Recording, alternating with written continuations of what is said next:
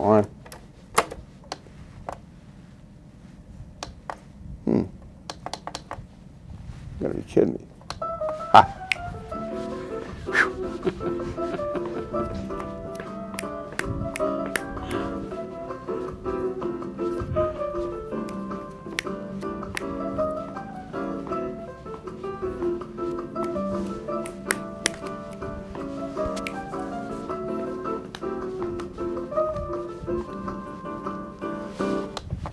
Good afternoon, everyone, and welcome to Topic Time with Harrison Young, the September 3rd, 2014 version. It is a beautifully less humid day out there than it was yesterday.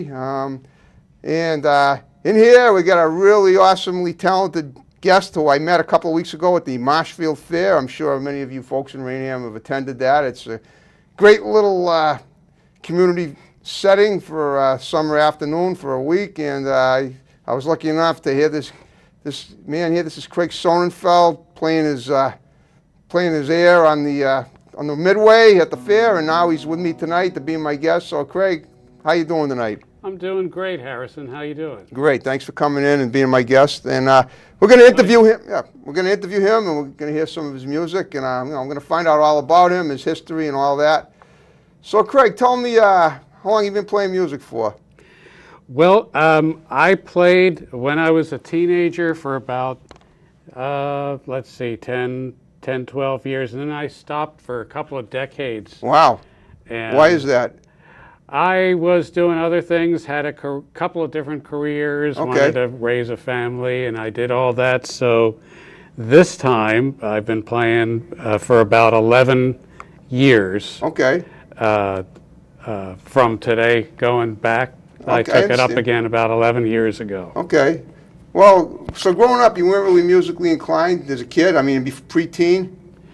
Preteen, I always loved music.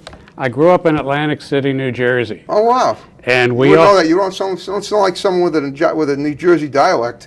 I don't? No, not that. It's probably because you've been in Boston, in the Boston area for so long, I'm guessing. Probably. I might have picked up a little bit of a New England accent. I'm not sure. Well, you sound more like dialectually, if there's such a word, correct, like out of the Midwest, the most correct sounding dialect there is. Well, that's probably because my mother was in theater. Okay. And she took, speech lessons. Right.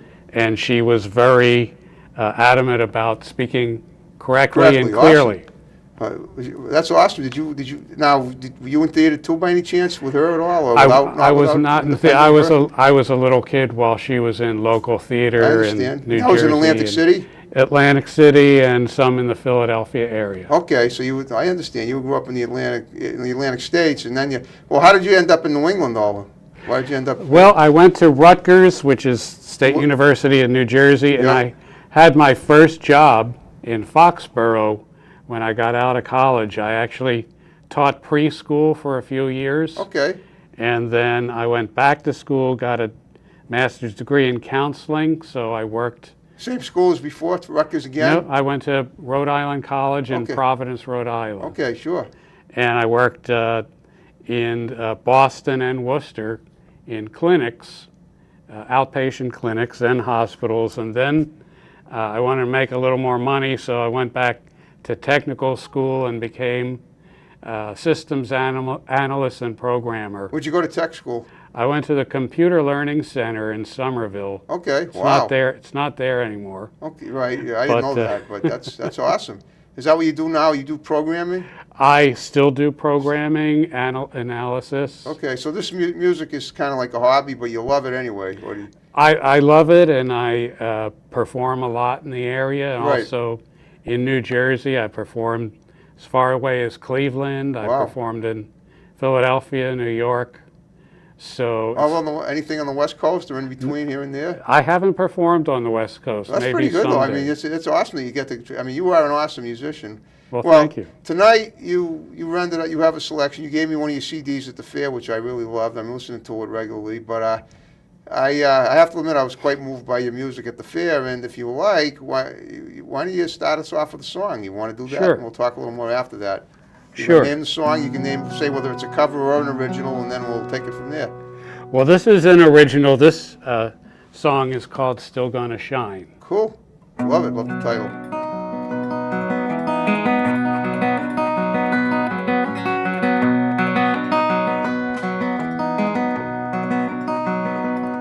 I got a special way of walking, but I have no place to be. I got a special way of talking, but now that's no guarantee that I'm gonna hang around here if you can't make up your mind.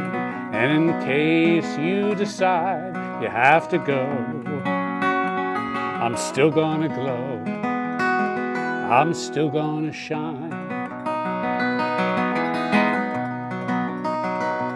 I got a special way of singing when I don't sing out of tune. I got a special way of stringing up 100 gray balloons that I bought for us to celebrate. If you would say you're mine, but in case you decide you have to go, I'm still gonna glow, I'm still gonna shine.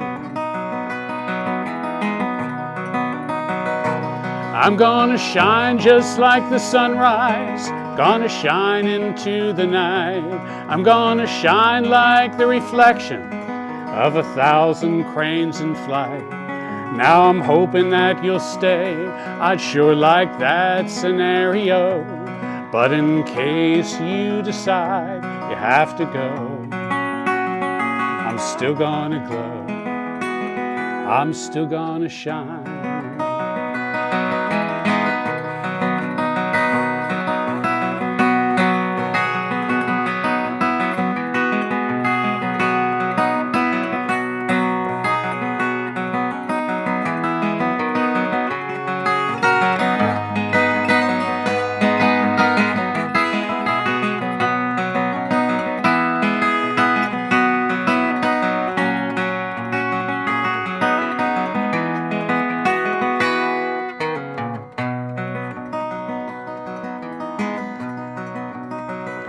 I got a special way of writing, sure like to write a song for you, but it wouldn't seem quite right if you're not here to sing it to. So I'm hoping that you'll be with me, I'd like to see the sign, but in case you decide you have to go, I'm still gonna glow, I'm still gonna shine.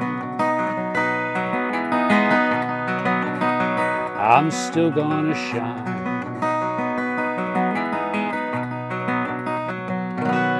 Oh, it was awesome. Great job. Okay. Thank you. Was that inspired by anyone in particular? If you want to tell me, that's fine. I'm just curious. You know, I wrote it a few years ago, and I was just kind of in a reflective mood, which is how I write a lot of my songs. Yeah, so, I get that, truly. Nothing particular was going on, but I figured I'd write a song about, you know, you can keep going no matter if somebody challenges you or your company challenges you, or, you know, so-called friends or whatever. I understand. Wow, that was really sweet. Yeah, you know what? It kind of sounds kind of folksy, a little bit like a little Pete Seeger in there, maybe Peter, Paul, and Mary. I would listen to all of them when I was a kid. Yeah, teenager. Yeah. Right. Did you have? So they, I guess they were all your inspirations too, right? They were, and especially two people: Mississippi John Hurt, who was an African American balladeer and finger picker. Okay. And is that a fancy way of saying guitar player? Yes. Okay. I wanted to make sure. Well, he did this. Yeah, I get that you. kind of finger picking style. Right, I get you. That I like. You picked it up. Wow. And also, I always liked Bob Dylan. Oh yeah, okay. And songwriters like Gordon Lightfoot. Yeah. People like that were. Remind me of him a little bit. My inspirations. Yeah, definitely. Well, okay. Now, when you travel around the country, you traveled on the East Coast. Yeah. Do you play at like bluegrass festivals? Do you play at bars, fairs, all that, or what? Or fairs. I have played at a couple of folk festivals. Folk festivals, okay. In New Jersey and Actually, let's see, I played in Ocean City Folk Festival That's in New Jersey, right? in New Jersey. Okay. The Rutgers Folk Festival, they had Right me. at the school? Yeah. Okay, so they must the people down in New Jersey that remembered you was, you know, when you were growing up there or when you were going to Rutgers, and they said, "Wow, how incredible talented you are," and who knew all those years ago? Did that go on? Well, I just played in Ventnor, New Jersey, which is a suburb of Atlantic City. Okay. And I played in a restaurant there, and a lot of old high school friends came out. Wow. And I was real happy to see them, and hadn't seen You a hadn't lot seen of them them since since high school. Wow, that's awesome. Which was a few years ago for me. Oh, well, mine was a few years ago too. So Yeah. yeah. All right, you want to do another one? Yes. Okay, go for it. Say it. More upbeat song. This one's called... Original? Yes. Good. Original called Since You Said We're Through. Okay. It's more of a bluesy kind of number. Name it. I mean, wail on it. Go for it.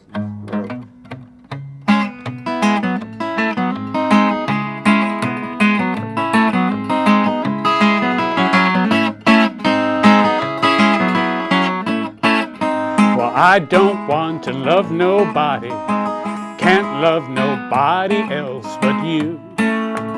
Since you said we're through, and I won't be with anybody, can't be with anyone, it's true. Since you said we're through, no one satisfies me the way you do. No one else can light my barbecue. People say these words don't dignify me, but the sentiment is overdue. No, I don't want to love nobody, can't love nobody else but you. Since you said we're through.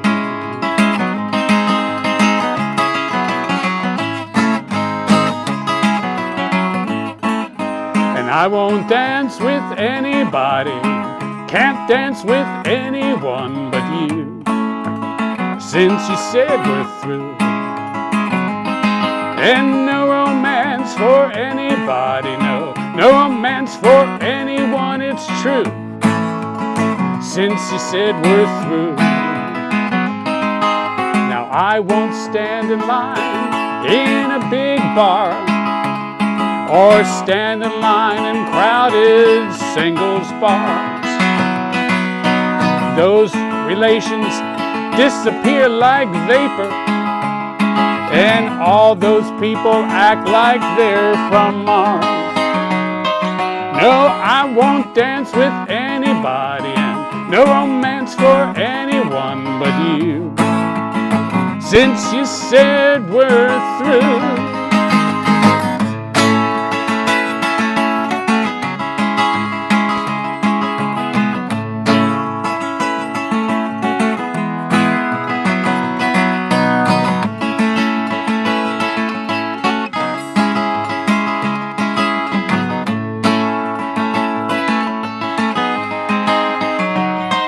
No, I don't want to love nobody, can't love nobody else but you.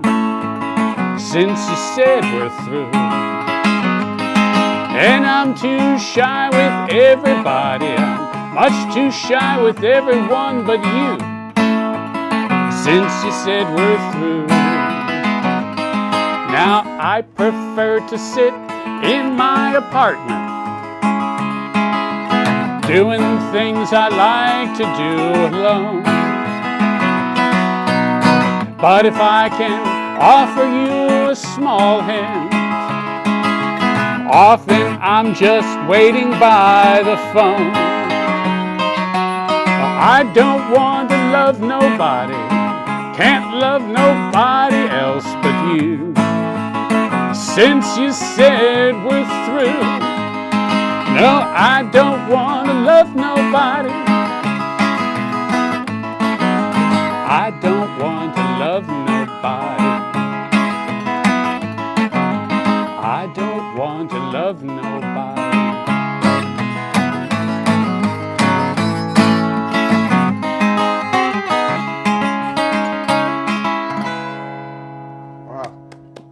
tell you, you know, that song reminded me a little bit of, remember the Stray Cat strut from 1982? Yeah, Stray yeah. Cats, it sounded a lot like the Yeah. same musical foundation as that song. You know, the instrumental part did, the lyrics. But I'm just wondering, do you have any affinity for that band? They're a great band. Oh yeah, I like the Stray Stray Cats. Oh, wow. Okay. Yeah. Definitely. That's the first thing I thought of as soon as you Yep. started with the song. I said, "Oh, that sounds like Brian Stray Cat Setzer. Strut from 1982." I have to believe it's 32 years ago, but I still, you know, that's just a pretty big song back then. It still is. Yep. Wow. Okay. I didn't copy it from that. No, I but- know that. But I know, but it's the I'll same tell kind you, of jazzy style. I'll tell you what though. I've noticed, you know, sometimes they, some artists do get in like legal trouble for having a song that sounds too much like someone else's song. Well, that's a big advantage of being unknown. Oh, good. Yeah, right. Exactly. Like George Harrison got in trouble for My doing Sweet something that Lord. sounded right, "My Sweet Lord," even because it sounded like the chiffons. Just "He's So Fine." He's so And fun. I got to tell you, I don't think it sounded that much like it. Plus, you know, the whole setup of the musical instrument arrangement was totally different. So I don't know where they got that. That's, you know, there was a plagiarism there, but you know, It was the same chorus. same chorus. Yeah, Well, okay. It was. Okay, fortunately, you've never had that kind of trouble before. Nobody's ever sued me, no. Right, that's good, and probably no one ever will. I'm looking at your guitar here, and I'm wondering, is it partly, are those gold tuning twists on the end there? It's not real gold. It's Gold leaf kind of? probably like brass Brass, yeah. It's pretty. leafed or something, but Yeah. I see. Now, I've always wondered, though, I don't play the guitar. I played the piano for 7 years. Are those four knobs, are those like volume adjustments? Or yes, these part of the are tuning? electronics here when I plug in playing You plug in it a in, so you club. can plug that up to an amp, too. Yeah. Okay, it Yeah. worked. Yeah, we made it easier tonight by not bringing an amp in. It worked out good. You did like you did at the fair. Yeah. When I first started playing again, I didn't know that acoustic guitars had these. Okay. Because I bought this, and I have an old acoustic that doesn't plug in. I was playing at an open mic, and somebody was bringing the cord to me to. Oh, he expected you to plug it in, yeah. Yeah, I didn't know what he was doing. Wow. When did you take lessons? I mean, did you know how to? You self-taught? Yeah, 'Cause I took lessons as a teenager, and I take some now. You do? Okay. As a teenager, I studied with a guitarist named Philadelphia Jerry Ricks, Okay. obviously from Philadelphia. Philadelphia, and he taught me this finger-picking style. Okay. And he used to play with some of the old blues players like Mississippi John Hurt Okay. and Skip James and Brownie McGee back then. Right. Okay. And now I take lessons from time to time with a real acoustic blues guitar master, Paul Rochelle. I don't know if you ever heard of Paul Rochelle Sounds and Annie familiar. Raines. Where's he out? Is he Boston area? He lives in the Boston area. Okay. Annie Raines, his wife, plays blues harmonica, Oh, wow. and they're fantastic. Well, speaking of that, have you ever been in a band, or have you just always gone solo? I was in a band for a while in high school. Okay, so not since high school. Yeah. So I guess I'm gathering since that when high you went school. down to New Jersey to play at that restaurant, some of those former classmates of yours were in your band as well. They weren't in the band, but a couple of them played the guitar, and I play in some alternate tunings. What are those? Like you tune the strings to a certain chord Right. that's not in standard guitar tuning. Okay. In other words, you make it kind of like alternative sound. Yes. I get you. And they were asking me what tuning I was playing in. Right. No, I Couple of understand what times. key you were using. Yeah. Oh, okay. Have you ever taken a song like a sweet major sounding song and turned it into a total minor song with minor keys? Or just done the opposite? I have not done that. The closest I've come, I take some songs because I play in some restaurants and people like covers. Right. And I'll take a song and translate it more into my finger-picking style. Oh, I understand. You know what comes to mind when I think of making a change in a style? Perfect example, Layla by Eric Clapton. Oh yeah. Remember yeah. how he did that? He took the the heavy metal down, and he went, and he says, "I think you heard this one before." You know what I'm talking about? Yes. Yeah. Have you ever done anything like that with a cover song? No, but if you want, I can play this Everly Brothers song. Okay, play. I love the Everly Brothers. You want to play it? Go ahead. Go Yeah, for it. this is All You Have to Do Is Dream. I love that song. That's probably kind of describes my life, too. So let's hear it. And I play it in my finger-picking There you go. style. I can't wait. Let's...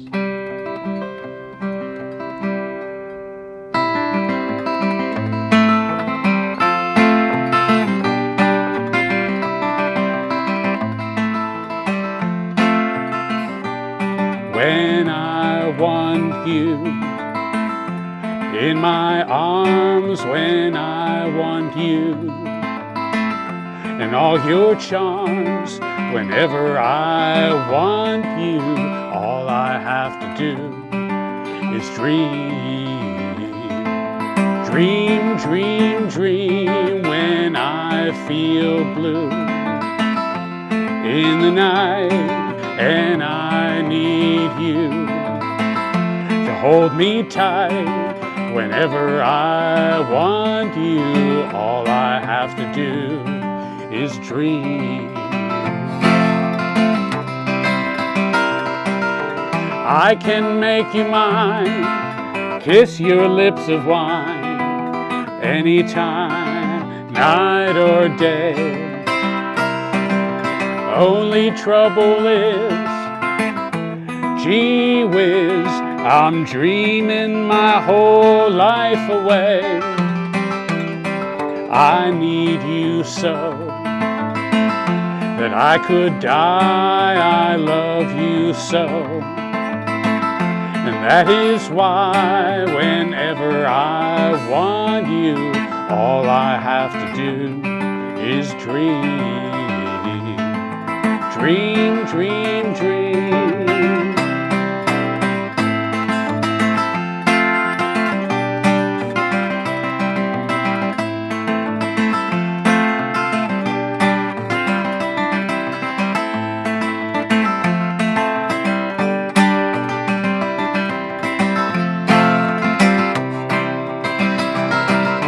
I can make you mine, kiss your lips of wine, anytime, night or day.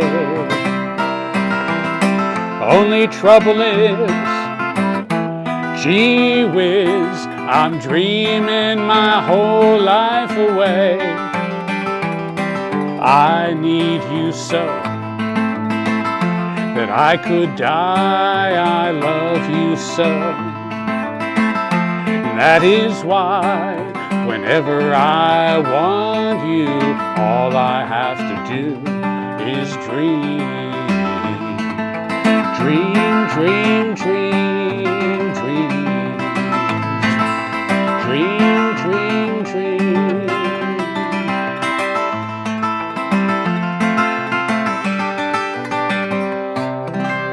Wow, that was incredible. Yeah, boy, I think... I don't know those guys, their first names. What are they, Sam and Dave? Phil and Don. Phil and Don Everly, right. Yeah, yeah, he definitely spruced it up a bit. But that definitely rings true for a lot of people, I'd say. But you added that little, kick rhythm in there, and that made it a little, a little more upbeat. But still, it totally says how it is.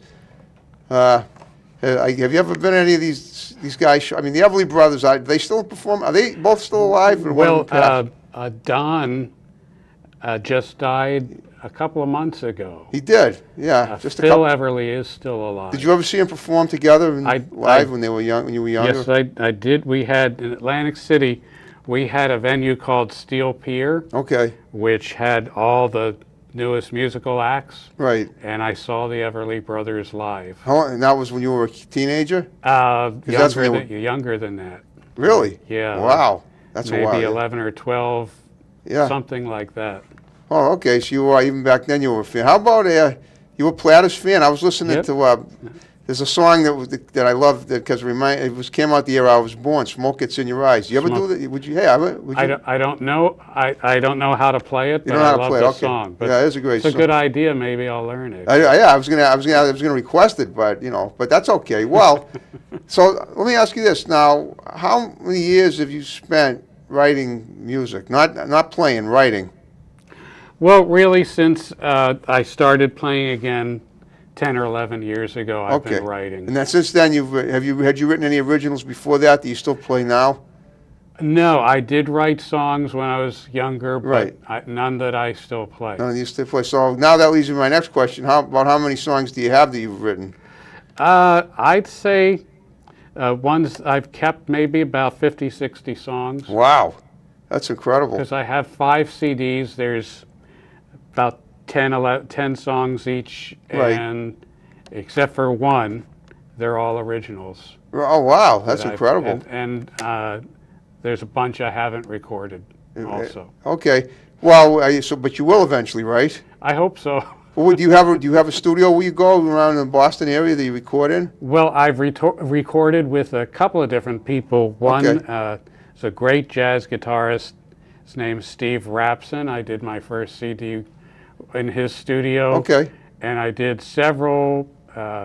Boston, right? In Boston. Okay. And he was actually in Quincy. Quincy, okay. And several in Hyde Park with Steve Friedman. Okay. At Melville Park Studios. Yeah, wow. Okay. And just recently, the one you have, a young man named Sam Baylor recorded. He's a teenager.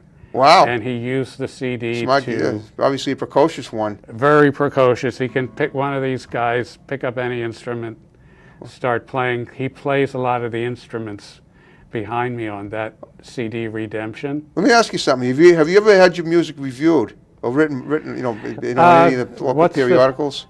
Yeah, there's a local magazine. Can't remember the name of it.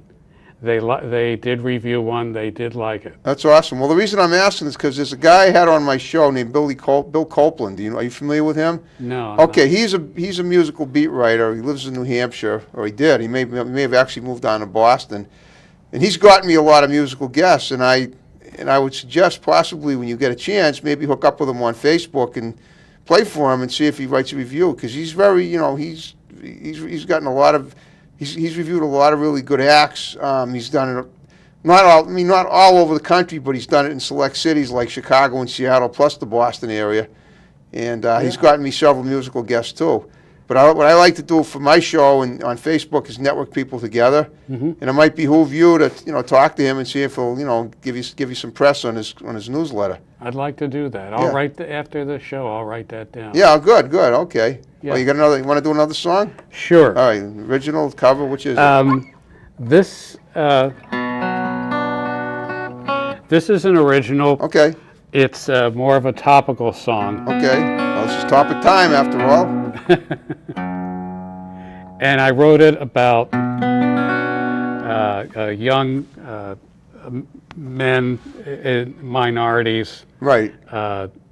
Unfortunately, there's a lot of violence. Oh, I understand. This is kind of like a song that sheds light on something serious, a serious issue. Got it. Okay, that's fine. Drug problem. Yeah. Okay. Inner city, and we've lost so many young men. Not to mention like Ferguson 3 weeks ago. Yeah. Yeah. But this has more to do directly with drugs and gangs, and it's called Another Sun Gone Down. Okay.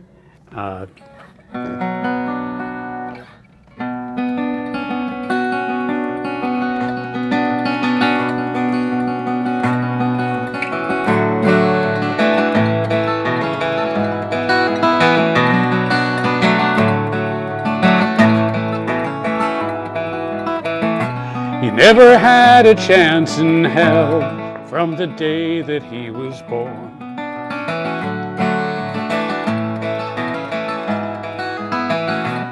Everyone who touched his life was either desperate or torn.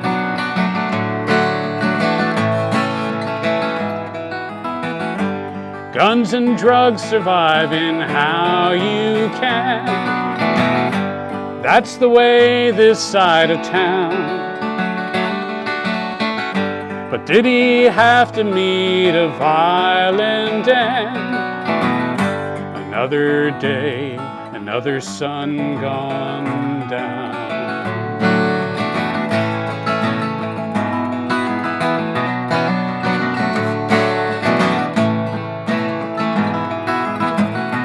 Time was wasting on the corner, where the deal was going down.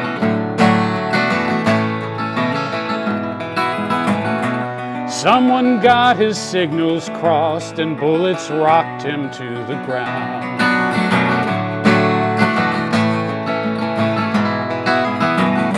Still don't know why this scene had to be, why the violence seems unbound. Another senseless urban tragedy, another day, another sun gone down.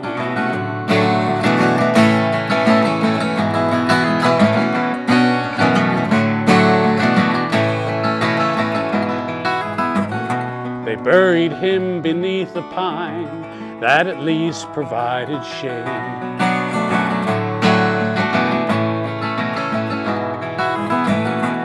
No one came to say a prayer or to throw him a parade.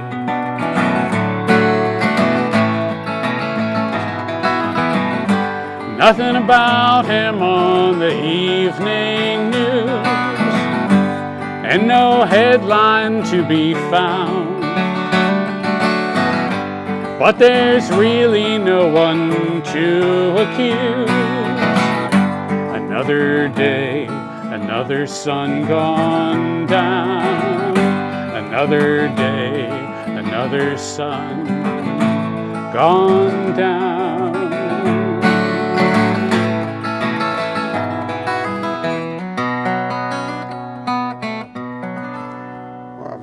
Very nice. I have to admit, it does kind of sound like the Ferguson situation. The way, I mean, that guy was possibly in that situation. I think he might have been a user, and but I mean, in light of that story, it seems to make perfect sense, and it seems to fit. Yeah, well, I don't know, and what his background was. Well, somebody has their hands up, and the cop shoots them. It seems like something's wrong there. Well, you got to remember. Right, I agree with you there, but you got to remember that's one side of the story. There are, right. There are other sides too. We don't know.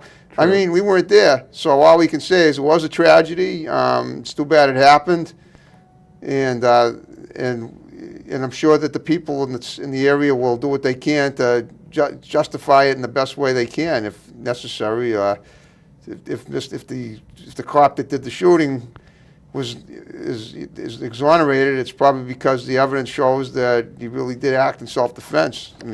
Yep. I mean, I wasn't there. Right, exactly. We weren't there. We don't know, but it's still a tragedy. Oh, of course it is a tragedy. And that was, very well written about. And a lot of, young men of color, it does happen to. Yeah, and I there's know. also, gang violence Right. and that sort of thing. It's very unfortunate amongst our young people. As long as we're on the subject of that, I'm wondering, when you were growing up in Atlantic City, did you see any of that going on around you? It was much safer town than Right. it is now. Yeah. It was more like, there were some kids who would get into trouble, but That's nothing common. I mean, yeah, right. nothing on the scale that we're talking about with urban gangs Right, today. exactly. I mean, how far were you? How far was Atlantic City from Camden? Only about 40 miles. Oh, well, that's a distance. Yeah. But the reason I'm asking is because Camden is considered like probably the most dangerous crime-riddled area in the country. That's what, according to the last news report I saw about it. Camden's very, very dangerous. Right.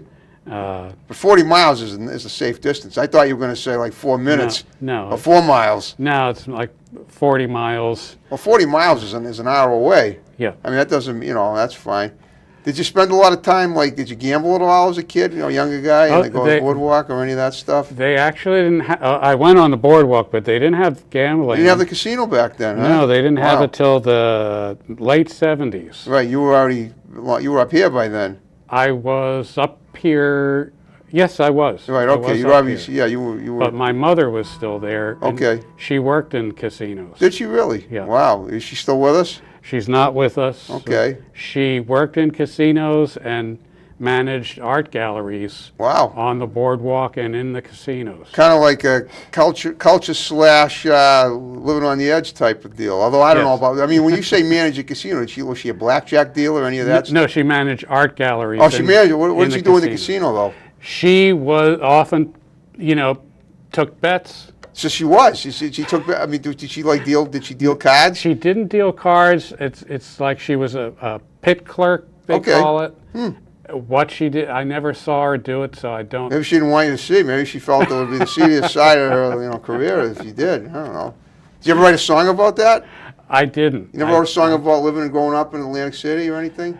I haven't, and it's a rich background. I've written songs about the beach and Right. the ocean, Right. but nothing about the city Nothing itself. about the city itself. Well, maybe you'd like to consider trying doing that next time. You know, I think I will. I always like to give my guests good advice they can use at a different time, and maybe I would love to hear it. Maybe I'd say I had some kind of inspiration part of it. If I get to hear that you did a song about. I'm going to make a note of it. Right. Okay.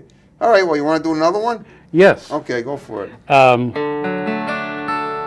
I'd like to do a cover, Okay. if Fine. I can, You sure may. of an old Bob Dylan song. Okay. Now, if you're gonna sing Bob Dylan, you're gonna have to hype on the vowels, like, hey, I don't sing it it's up to you. in his style. It's your you gotta use your own style. I know, just like you did with the Everly Brothers. Right, right. Okay. But I think this is a beautiful song, often overlooked, and it's an old song of his Okay. called One Too Many Mornings. Okay. I probably heard it. It's one of his more obscure ones. Yeah. Okay. Yeah, it is. I'll know it as soon as I hear it from you, if I've heard it before. Okay.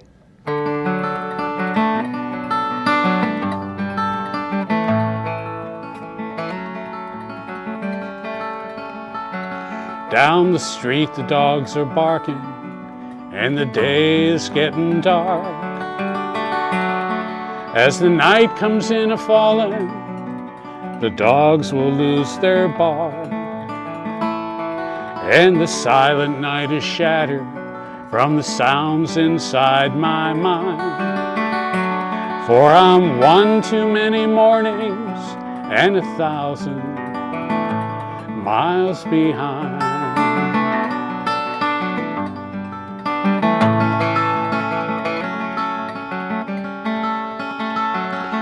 From the crossroads of my doorstep, my eyes, they start to fade. As I turn my head back to the room where my love and I have laid, and gaze down on the street, the sidewalk and the sign. And I'm one too many mornings and 1,000 miles behind.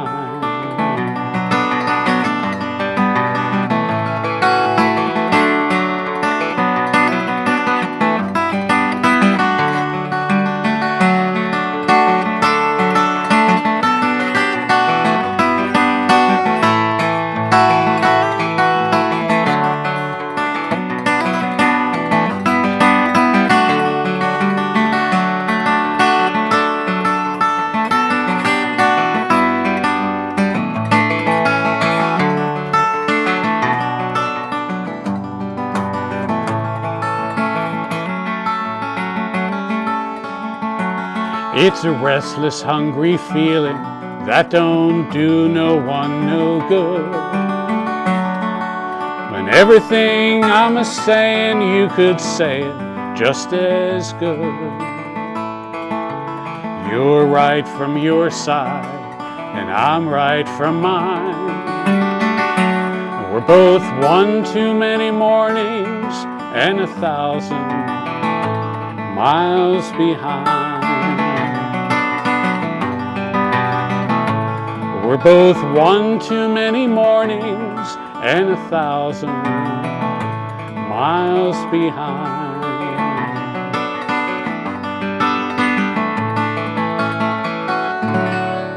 That was awesome, and you know what? I do know the song.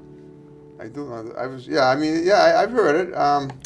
He was, Bob Dylan sang. You must know his music pretty well. Did he do a song where he sang something like the Joni Mitchell or somebody like that? He mentioned He was sang a song once where he was in his later career, in his later years, where he was talking to a woman, but I'm trying to think. I thought it might be Joni Mitchell, but I don't know. I don't even know this. I can't sing the lyrics. I'm not sure. Okay, just wondering who. It's not ringing a bell. I know he had a romance with Joan Baez. Maybe that was her then. Way back then, and she wrote a song for him called what was that? Something about Diamonds and Rust. Okay. That was Joan Baez's song. It's funny you should mention Joan Baez, because actually I saw Joan Baez live 45 years ago on August 20th, 1969. It was a Wednesday. I have a photographic memory for dates.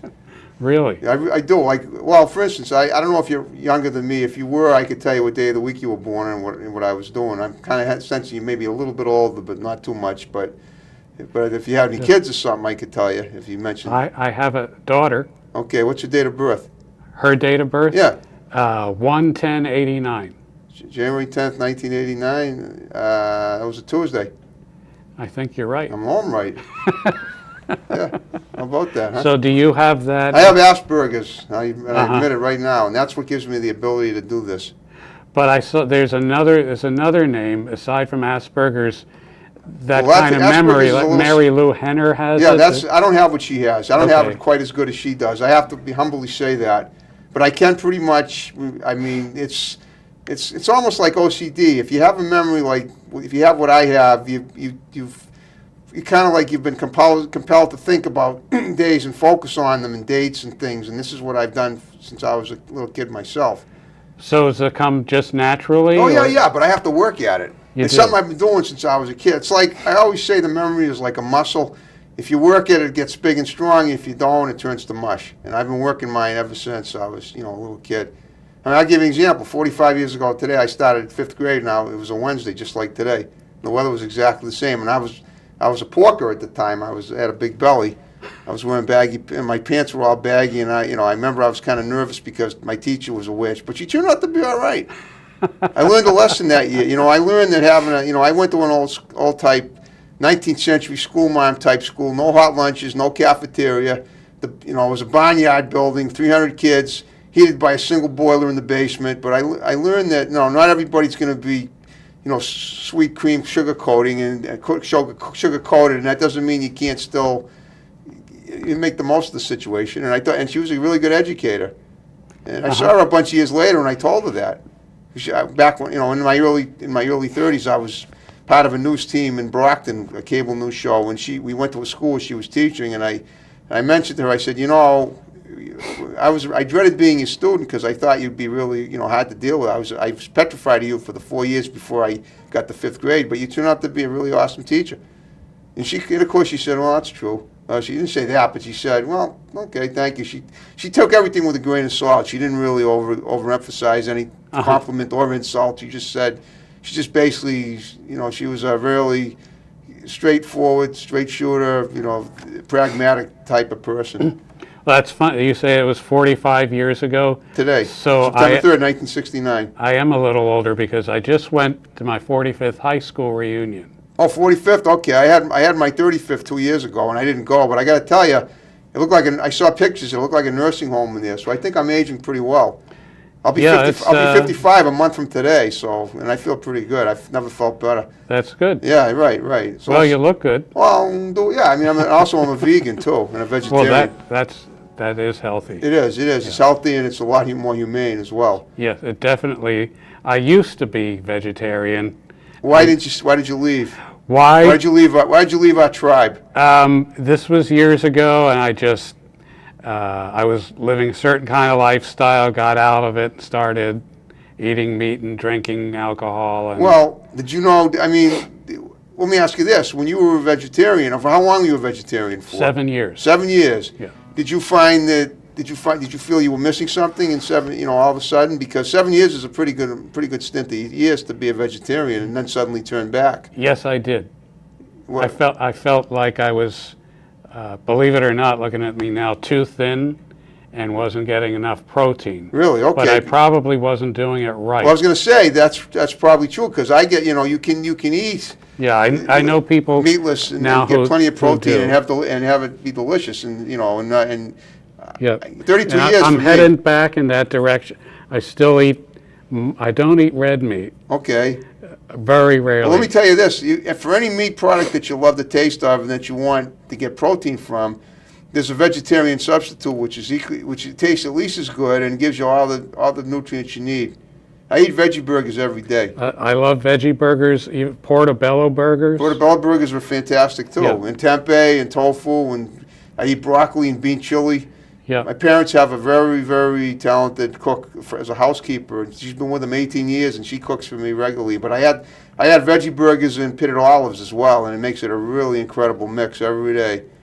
So yeah, so I'm saying I've been a vegetarian 32 years since Friday, July 30th, 1982, and a vegan for 3 years since January. I'm sorry, 13th, 2011.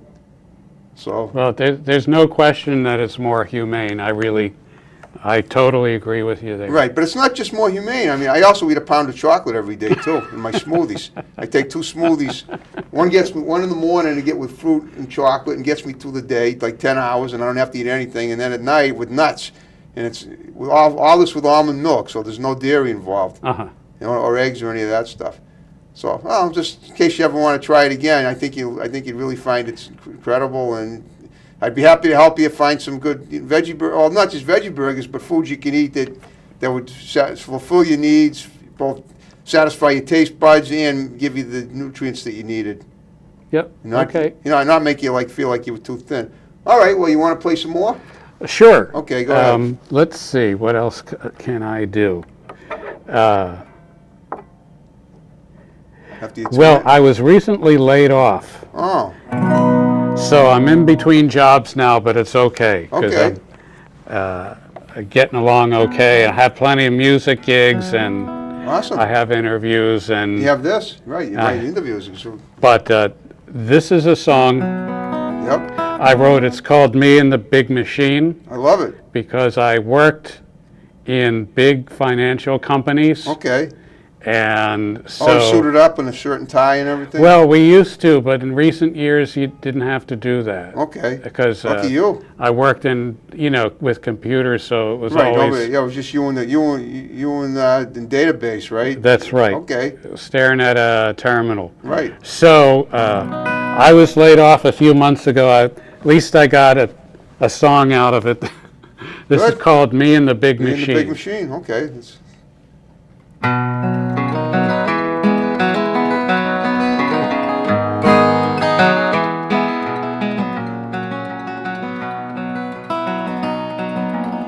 Many years ago, I spent my energies just so I could take part in the American dream. Put myself through school, didn't have much time for fooling. I was on my way, or so it seemed.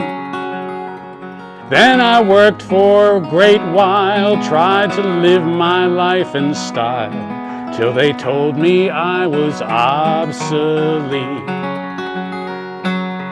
Now I'm looking back, since they said I got the sack, and I just can't keep from feeling beat. Me and the big machine, biggest one you ever seen. Some folks say they're evil, but I just say they're mean. Me and the big machine. Me and the big machine. Now virtual wheels did grind. I put myself on the line and did all the things they asked of me. After all the years I gave, now the bosses say they'll save just by shipping my job overseas. And I know all things must change and that something remains the same. But is this the way it ought to be? Treat your workers just like dirt. Well, you know it's got to hurt in this land of opportunity. Me and the big machine. biggest one you ever seen. Some folks say they're evil, but I just say they're mean. Me and the big machine. Me and the big machine.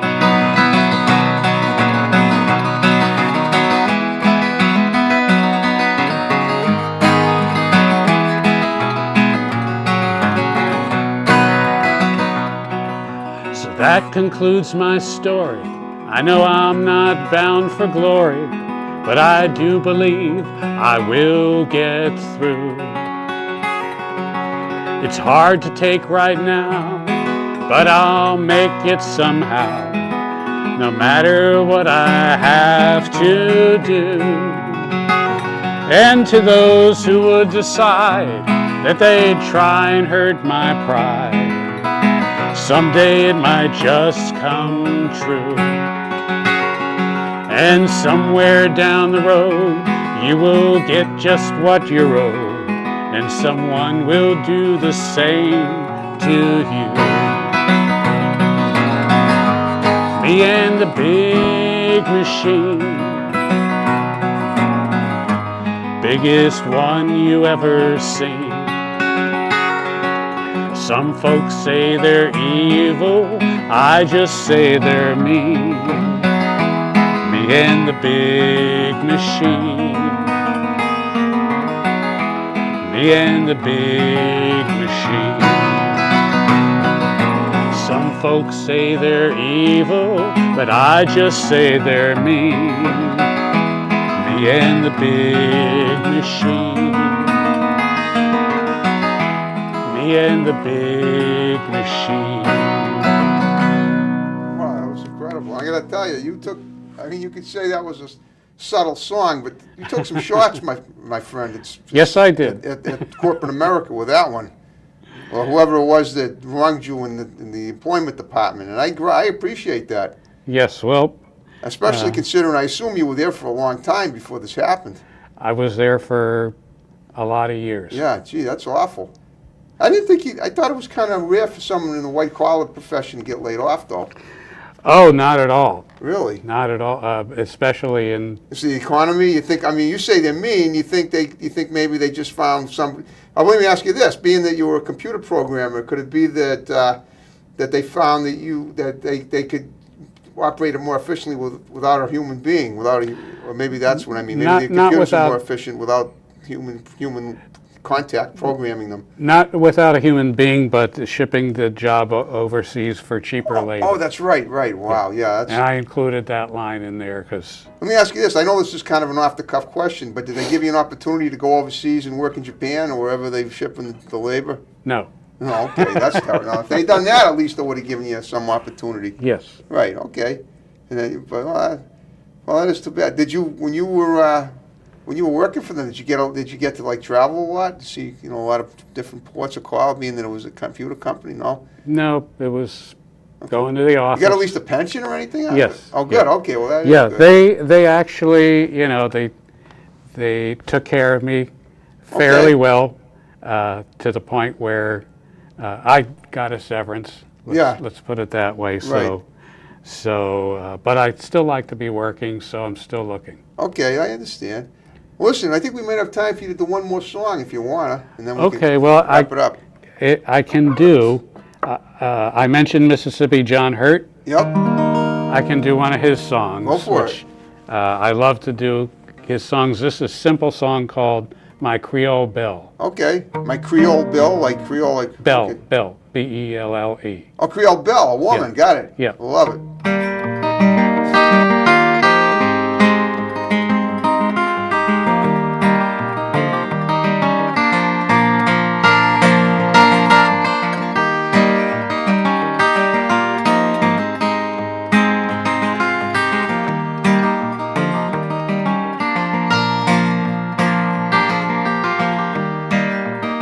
My Creole Belle, I love her well. I love her more than anyone can tell. When stars do shine, I'm gonna call her mine. my darling baby, my Creole belle.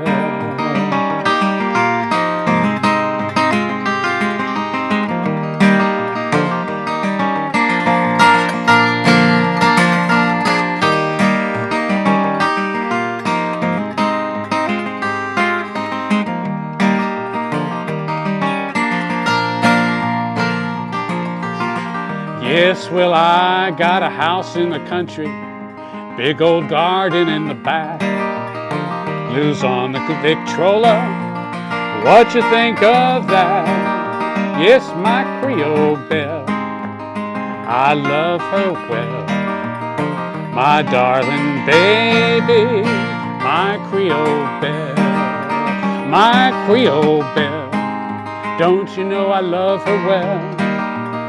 My darling baby, my Creole belle, when stars do shine, I'm gonna call her mine. My darling baby, my Creole belle.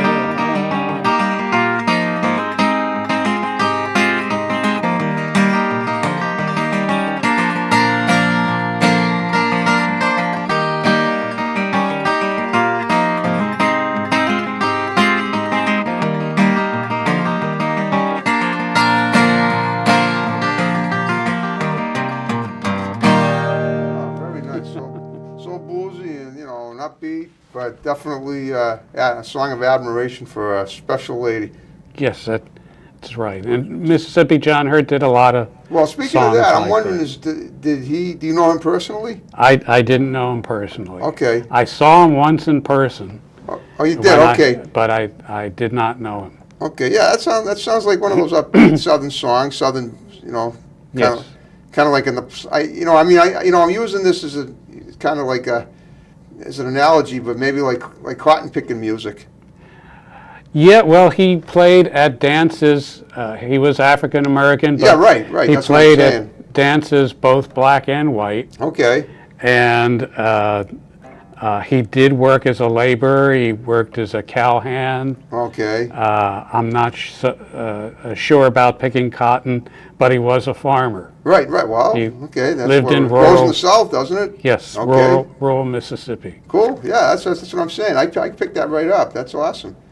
All right, well, we're almost out of time. Do you want to give any shouts out to anybody? You're going to see the show. Certainly Christine Cummings has got to be one of the Christine Cummings, Andrew Lewis, Okay. My friends John Waterman, Ruth Ann Baylor, Sam Baylor, my wife Susan Siegel, Cool. my daughter Amanda Sonnenfeld. Born January 10th, 1989. It was a Tuesday. Okay. Cool. I think that's good. All right, that's Good good. All right, well, so what does your week look like now? I mean, what do your gigs look like for the next few weeks? Well, this week and upcoming, even in the next month or two. Yeah, well, this Sunday, can I name the venue? Sure. Yeah. At Pizzeria Regina in Austin, Okay. Mass. I don't know if you know the old Austin. Well, I know the one in the north end of Boston. I don't know the one in Austin, but I know there's a few of them. I know the delicious food. Yeah, what used to be the Austin Sports Depot. Okay. And then Pizzeria Regina took it over. I'm there this Sunday, noon to 3. Okay. I'm at a coffee house in Lakeville, Mass. Yep. I think it's September 25th. It's a Thursday night. Right. It will be. Called Something's Brewing. Oh yeah, I've heard of that. So a coffee house gig. And I do have a farmer's market down in Rhode Island. The name of the town's escaping me at the moment, but it's on Sunday, September 28th. Okay. So that's what I got going at the moment. Well, Craig, you were an awesome guest. I hope you had a good time. I did. I had a great time. And we're going to wrap it up, and we're going to do the cheer dance again. And I want to thank you guys for tuning in and Rain AM and watch this great show on the Rain AM YouTube channel. And this is Harrison Young for Topic Time. See you next time.